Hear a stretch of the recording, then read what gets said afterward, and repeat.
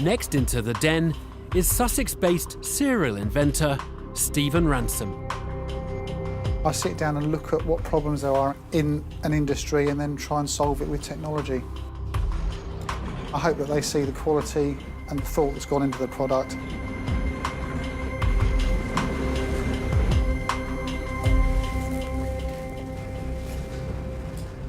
Hello, Dragons. My name is Stephen Ransom, and I'm here today to ask you for a £90,000 investment in return for a 20% share in our business Brighter Bikes. The Brighter Bike indicating system is a wireless indicating and braking system that fits easily onto any handlebars, onto any helmet, seat post or any backpack.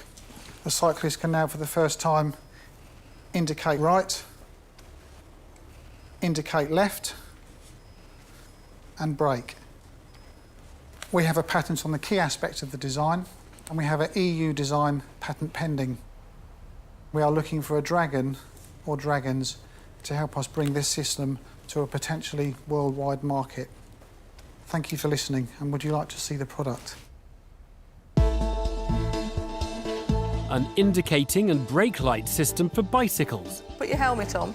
Yeah. Yes. Is the offering from Stephen Ransom, Oops.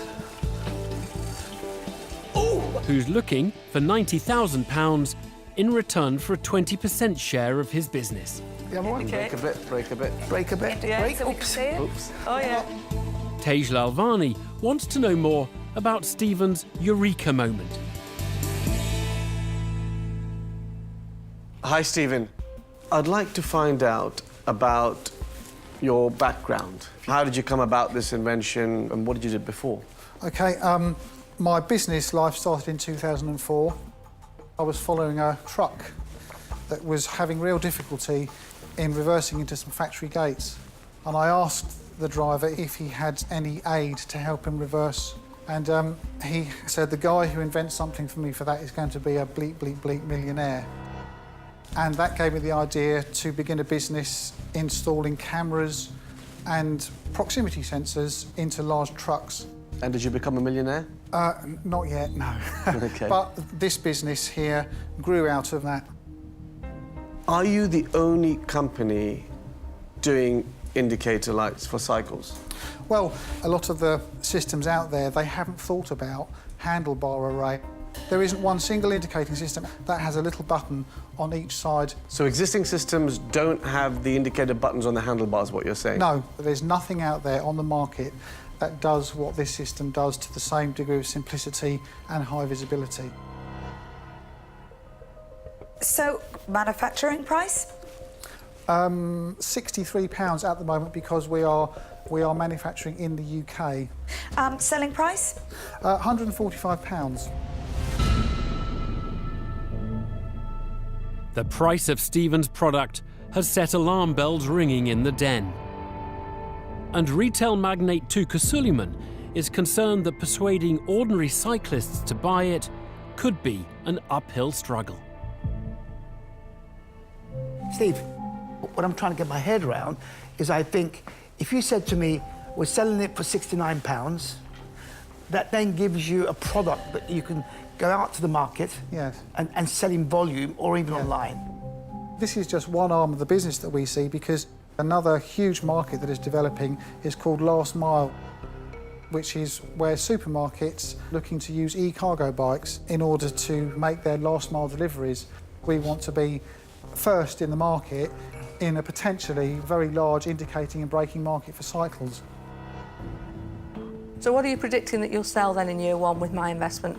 We want to sell 1,000 units, but then we would hope with those 1,000 that have gone out to all the key decision makers, traction has been drawn from our website, we would hope to sell 10,000 in the second year. That's what we're hoping for. I'm struggling to get convinced about the demand for this product.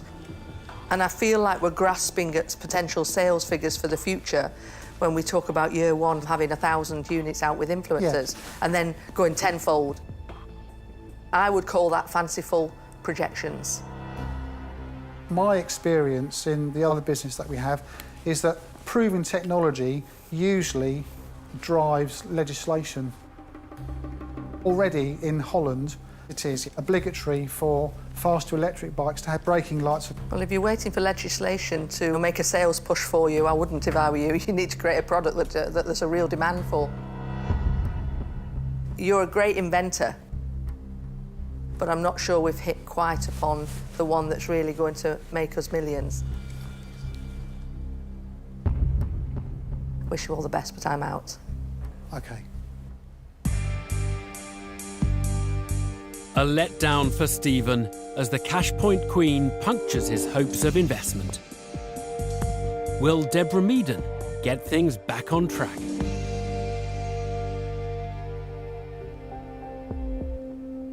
I actually think legislation is the driver. As soon as people sniff legislation on the horizon, that's when the marketplace starts hotting up. Already in the Netherlands, those indicators and brakes are put on the rear, either on the rear mudguard or on the seat post. And so this will mirror that exactly. That could be an issue, Stephen, couldn't it? Because if that's legislation, every bike manufacturer will incorporate that into their bike as standard. So we could go down the next 12 months developing the product. Yes. But actually in 2 years, your product becomes obsolete. We don't let that faze us. 5 or 6 years ago, when we were in the camera industry, you would say that the market hardly existed, but now nearly every truck comes with camera systems and sensor technology. We want to be known as the people who can solve bicycle indicating and I mean, Stephen, look, your biggest threat really is legislation, I believe. When that does happen, bike manufacturers are definitely going to go straight towards developing their own systems on the bike, which means you may struggle. So, on that basis, I'm going to have to say I'm out. OK. You mentioned about your other company. You must have some big customers. Yeah, we do. So who would they be? Well, our first customer was fantastic, was Tesco. Oh, right, OK. Sainsbury's. We supply cameras and screens to Sainsbury's. We also supply Stobarts. And last year, as a business, we turned over 1.4 million and we had a net profit of 385,000. So, Stephen, you've come for an investment for a business that doesn't exist. You've invented a product that's still unproven because you haven't made any. No. So, for 90,000, could I invest in your main business and include this in it? Do we even go to the wall on that one?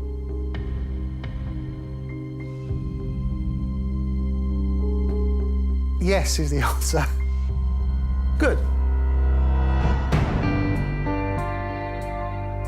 The entrepreneur's willingness to offer up a slice of his already successful business as part of any investment has whetted Tuka Suleiman's appetite for a deal. And Deborah Meaden seems impressed by Stephen's business achievements to date. You have actually got a track record of a good nose, I call it. Thank you. And I've got a good nose. You know, it's just that thing that thinks, something here. And actually, once you're part of a field, you can actually start driving the legislation. That, to me, is the big piece of work here that says, actually, we can be part of this, which I find quite exciting. So I'm going to make you an offer. It is for the whole company. And I will recognise the fact that you've got a business that's already making a profit of £400,000. It wouldn't be right of me to ask for 20% of that business. I'm going to do a very unusual thing. I'm going to offer you £90,000. But I want 15%, lower than the percentage you've asked for, but I want it for the whole business.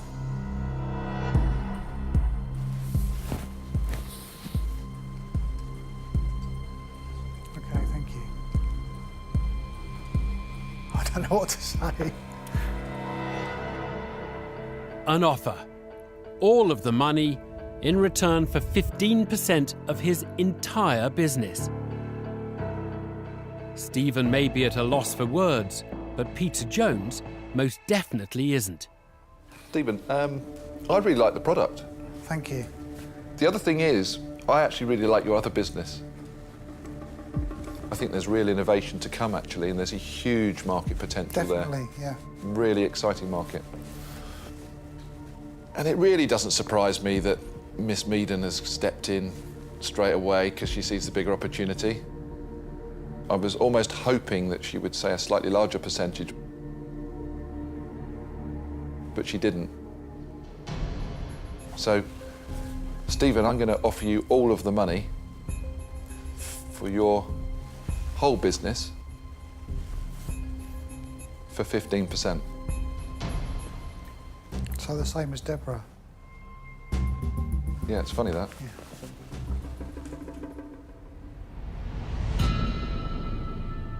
The race is on to clinch the deal, with Peter Jones in tandem with Deborah Meaden's earlier offer. Is Tuka Suleiman preparing to make a sprint finish of his own?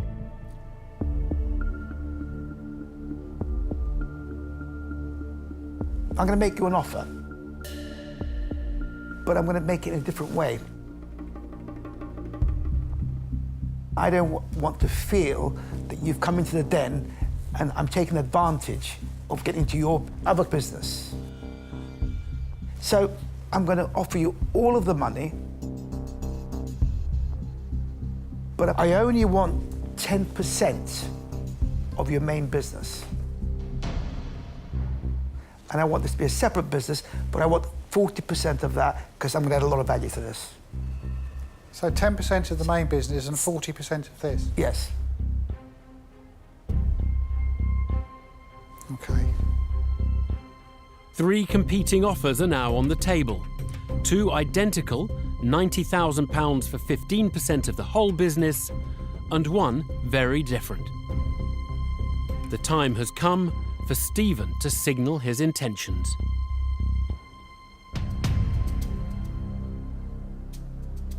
I've read all of your backgrounds, and I would love to say I'd love to take all 3 of you. But the 2 people most prominent in my mind were Peter and Deborah. Please don't take that the wrong way, Tuka.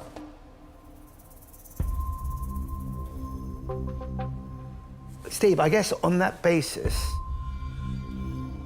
you don't really want me investing in your business, so I'm out. Well, it would be wrong to say that, Tuka. Yeah. Concentrate on us, because that's fine. Concentrate on us. Well, then would you 2 be able to work together? I would be happy to offer you half of the money for 7.5% of the whole piece. Yes. And I'd be happy to offer you half of the money for 7.5%.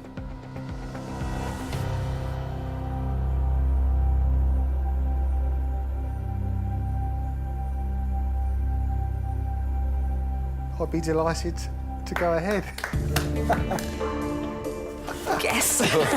Thank you, Deborah. Brilliant. Brilliant. Thank you, Peter. Well done. Fantastic. Fantastic. Thank you Well very done. Personally, I think you made an excellent choice there. Well done. much. Thank you. Well Brilliant.